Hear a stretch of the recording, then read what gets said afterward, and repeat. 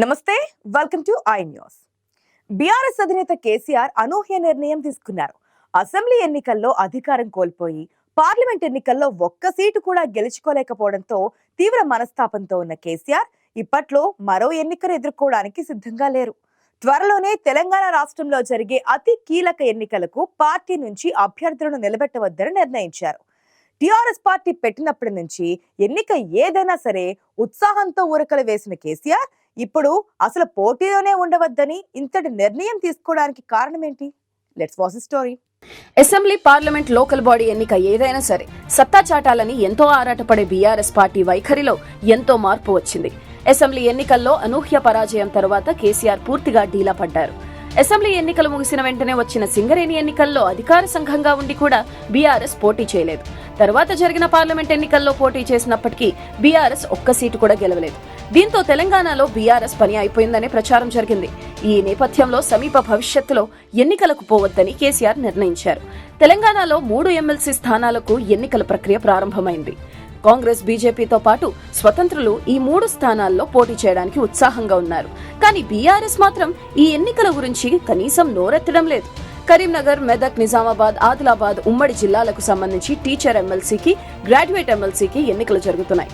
నల్గొండ, ఖమ్మం, వరంగల్ ఉమ్మడి జిల్లాలకు సంబంధించిన టీచర్ ఎమ్మెల్సీ స్థానానికి కూడా ఎన్నికలు జరుగుతున్నాయి. ఈ 3 స్థానాలకు గతంలో జరిగిన ఎన్నికల్లో బీఆర్ఎస్ పార్టీ తన అభ్యర్థులను రంగంలోకి దింపి కొట్లాడింది. ఓటర్ల నమోదు నుంచి మొదలుకుని ఓటింగ్ వరకు సాధారణ ఎన్నికల మాదిరిగానే వ్యూహాత్మకంగా వ్యవహరించింది. అయితే అధికారంలో ఉన్న సమయంలోనే బీఆర్ఎస్ పార్టీ ఈ 3 స్థానాలను గెలవలేకపోయింది. నల్గొండ, ఖమ్మం, వరంగల్ టీచర్ ఎమ్మెల్సీగా బీఆర్ఎస్ మద్దతుతో పీఆర్టీయూ అభ్యర్థిగా పోటీ చేసిన పూల రవీందర్ ఓటమి పాలయ్యారు. కరీంనగర్ గ్రాడ్యుయేట్ ఎమ్మెల్సీగా బీఆర్ఎస్ మద్దతుతో పోటీ చేసిన చంద్రశేఖర్ గౌడ్ కాంగ్రెస్ అభ్యర్థి జీవన్ రెడ్డి చేతిలో ఓడిపోయారు. కరీంనగర్ టీచర్ ఎమ్మెల్సీగా బీఆర్ఎస్ అభ్యర్థిగా సుధాకర్ రెడ్డి పోటీ చేసి ఓడిపోయారు. ఈ 3 స్థానాలకు అంతకుముందు జరిగిన ఎన్నికల్లో బీఆర్ఎస్ అభ్యర్థులు విజయం సాధించారు కూడా. కరీంనగర్ టీచర్ ఎమ్మెల్సీగా బీఆర్ఎస్ బలపరిచిన సుధాకర్ రెడ్డి విజయం సాధించి మండలిలో చీఫ్ విప్ అయ్యారు. గ్రాడ్యుయేట్ ఎమ్మెల్సీగా గెలిచిన స్వామి గౌడ్ ఏకంగా మండలి చైర్మన్ అయ్యారు. అయితే టీచర్ ఎమ్మెల్సీ, గ్రాడ్యుయేట్ ఎమ్మెల్సీ ఎన్నికల్లో గతంలో ఎంతో ఉత్సాహంగా పాల్గొన్న బీఆర్ఎస్ ఈసారి మాత్రం దూరంగా ఉంటున్నది. ఈ 3 ఎన్నికలకు ఇప్పటికే ఓటర్ల నమోదు కార్యక్రమానికి నిలబడాలనుకుంటున్న పార్టీలు, అభ్యర్థులు ఏర్పాట్లు చేసుకుంటున్నారు. కానీ బీఆర్ఎస్ నుంచి మాత్రం ఏ ప్రయత్నం సాగడం లేదు. పార్లమెంట్ ఎన్నికల్లో ఒక్క సీటు కూడా గెలవకపోవడంతో పార్టీ పరిస్థితి మెరుగయ్యే వరకు మిగతా ఎన్నికలకు దూరంగా ఉండాలని పార్టీ అధినేత అభిప్రాయంగా చెప్తున్నారు.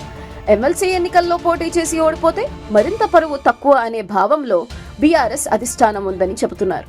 అయితే పార్టీ ముఖ్య నాయకులైన కేసీఆర్, హరీష్ రావు, కేటీఆర్ ఎమ్మెల్యేలుగా ప్రాతినిధ్యం వహిస్తున్న కరీంనగర్ గ్రాడ్యుయేట్ ఎమ్మెల్సీగా తప్పక పార్టీ అభ్యర్థిని నిలబెట్టాలని ఒత్తిడి వస్తున్నది. నల్గొండ, ఖమ్మం, వరంగల్ గ్రాడ్యుయేట్ ఎమ్మెల్సీ స్థానానికి బీఆర్ఎస్ పోటీ చేసింది. ఆ పార్టీ అభ్యర్థి ఏనుగు రాకేష్ రెడ్డి పోటీ చేసి కాంగ్రెస్ అభ్యర్థి తీన్మార్ మల్లన్న చేతిలో ఓడిపోయారు. పార్టీకి ప్రస్తుతం ఏమాత్రం బలం లేని నల్గొండ గ్రాడ్యుయేట్ ఎమ్మెల్సీగా పోటీ చేసి అన్ని విధాలా బలమున్న కరీంనగర్ గ్రాడ్యుయేట్ ఎమ్మెల్సీకి పోటీ చేయకపోవడం ఏంటని పార్టీ కేడర్ నుంచి ఒత్తిడి వస్తున్నది. కరీంనగర్, మెదక్, నిజామాబాద్, ఆదిలాబాద్ జిల్లాలో బీఆర్ఎస్ పార్టీకి 14 మంది ఎమ్మెల్యేలు ఉన్నారు. కాబట్టి తప్పక పోటీ చేయాలని కార్యకర్తలు కోరుతున్నారు. కానీ పార్టీ అధినేత కేసీఆర్ మాత్రం ఎమ్మెల్సీ ఎన్నికలకు దూరంగానే ఉండాలని నిర్ణయించుకున్నట్లు తెలంగాణ భవన్ వర్గాలు చెబుతున్నాయి. బీఆర్ఎస్ పార్టీ పరిస్థితి ఎట్లున్నా ఈ 3 స్థానాలకు తమ పార్టీ నుంచి అభ్యర్థులను పోటీలో పెట్టాలని కాంగ్రెస్, బీజేపీ నిర్ణయించినట్లు సమాచారం. టీచర్ ఎమ్మెల్సీ ఎన్నికల్లో తమకు అనుకూలంగా ఉంటున్న పీఆర్టీయూ అభ్యర్థులకు కాంగ్రెస్ మద్దతు ఇస్తుందా, లేదంటే ప్రత్యేకంగా పోటీ పెడుతుందా అనే విషయంలో కూడా క్లారిటీ లేదు.